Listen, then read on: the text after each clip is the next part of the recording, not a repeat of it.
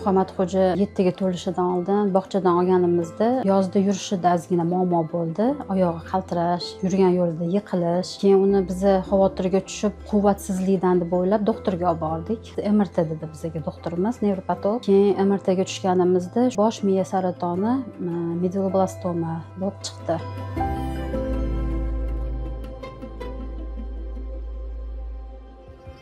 O'zbekiston 2024-yilda dunyo bo'ylab 6 ta ilk mamlakatlar qatorida saraton kasalligiga chalingan bolalarni dori vositalari bilan ta'minlash bo'yicha global platformaga qo'shildi. Bu tashabbus saraton tashxisi qo'yilgan har bir bola hayoti va uning oilasi uchun nihoyatda muhim. Chunki global platforma yuqori sifatli, hayotni saqlab qoluvchi dori vositalarining bepul ta'minlanishini kafolatlaydi va saratonga chalingan bolalarning yashab qolish imkoniyatini oshiradi.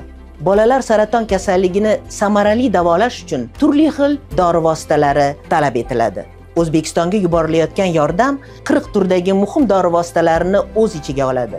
Ular bolalar saratoni kasalligini turli ko'rinishlarini davolash uchun maxsus tanlab olingan dori vositalaridir. Sog'liqni saqlash vazirligi saraton bo'yicha mutaxassislar bilan hamkorlikda ishonchli davolash standartlarini ishlab chiqmoqda. Barcha dori vositalari bolalar uchun xavfsizligi va samaradorligini ta'minlash maqsadida Milliy farmakologik qo'mita tomonidan qat'iy sifat nazoratidan o'tkaziladi. Biz uchun har bir bolaning hayoti bebaho. Biz ularning kelajagi uchun barcha imkoniyatlarni ishga solmoqdamiz. Global platforma orqali dori vositalari yetib kelishi sababli ota-onalar dorilar kechikishi haqida endi xavotir olmasligi mumkin. Ular hayot uchun muhim bo'lgan dori vositasi mavjudligini va kerakli vaqtda aniq yetib kelishini bilishadi. 4-sentyabr kuni 1-sinfga qadam qo'yadigan kun operatsiya bo'lgan. Shunaqa paytda dorini bor yo'ligi больницada sizni qiziqtirmaydi, faqat shu dorini topsam bo'ldi degan narsa his qilasizda ota-onalar. Bu dorilarni kelayotgani birinchi o'rinda bizning yutug'imiz, dori-darmon qidirib yurmasligimiz, vaqtdan yutishimiz. Moliyaviy jihatdan ham yordam. Ular qo'ligidan kelgancha bizga yordam qilib, o'z ishligini ustasi bo'lib, mas'uliyat bilan ishlab, bizga shu muolajalarni qilib berishayotganiga, hamshiralarga, doktorlarimizga katta rahmat degan bo'lardim. Ota-onalar kuchli bo'lishini, taslim bo'lmasdan oxirigacha borishligini maslahat berardim.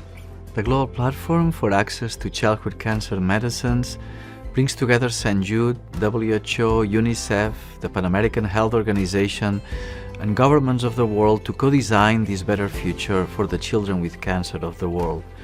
This is a future where all children will have access to life-saving, essential medicines, and a future where all children, wherever they are, receive the gift of hope and can dream of a healthy life.